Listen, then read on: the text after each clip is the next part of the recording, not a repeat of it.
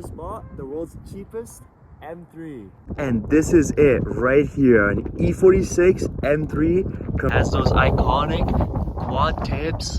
It's got the M3 badge, and best of all, this is a 6-speed manual. So no SMG, but a real manual. And no, this is not some 318 diesel with a body kit. It is an actual M3 with the legendary S54 engine. Now, it is hard to say if this is actually the cheapest M3 in the world, but it was an incredibly good deal. And as you can see, it starts, it runs, and it drives. But let me show you the real reason why it was so cheap. It has 325,000 kilometers on it, which is unheard of for an M3. But it runs and drives absolutely beautifully. Now, how does an M3 like this end up with that many kilometers? Well, apparently the backstory on this is that it was a Canadian car to begin with, but the first owner of this car used to drive it to the US all the time. Like once a week, he'd drive it to the US, get it serviced down there, and that's how it racked up this many kilometers. As you can see, car drives beautifully. It's a nice sunny day, so it feels amazing driving this thing with the manual. The car is bone stock, other than those ugly ass performance M grills, which we will be taking off very soon. It is finished in mystic blue, which I personally love. In the sunlight, it looks quite beautiful. And it's got the gray interior, which I'm not the biggest fan of, but definitely don't hate it. The car runs and drives amazing, but it does have its issues. As for example, this seat has a massive shit stain or something on it, and it's seen better days, that's for sure. And probably the biggest issue with the car is the soft top does not work. We've been able to put it up and down manually, but it's a bit janky.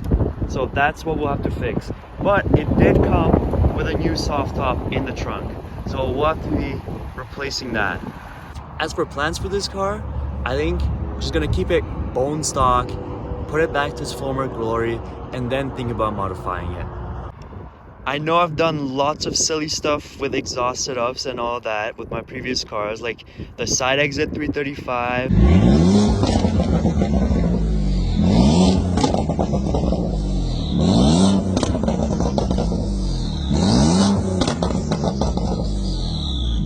And the single exit F30.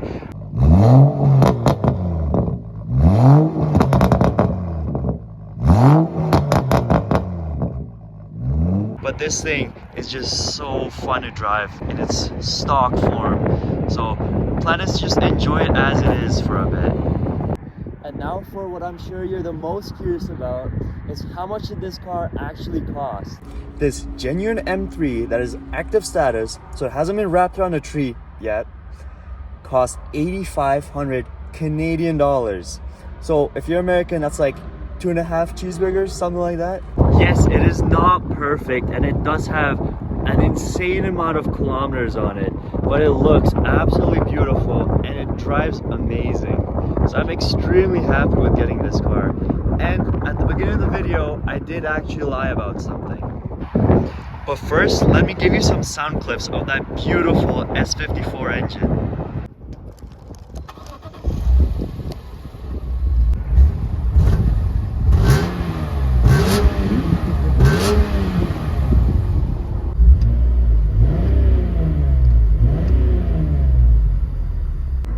So the thing I lied about is that it is not actually my M3, it is also my friend's M3. So to explain things a little bit, me and my friend, when we were 15, we're 17 now, we bought a clapped out E46 sedan for 900 bucks and we split that car together.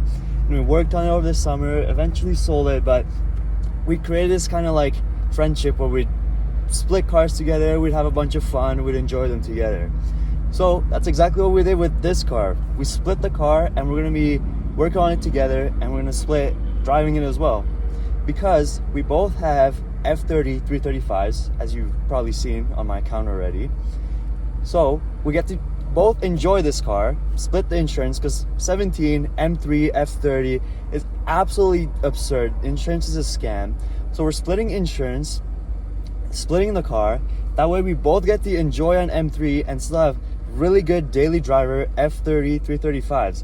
So it works out really well for both of us. And no, it is not because we can't afford it. It just makes a lot more sense to do it this way. And we are really good friends, so we won't have any disputes over anything.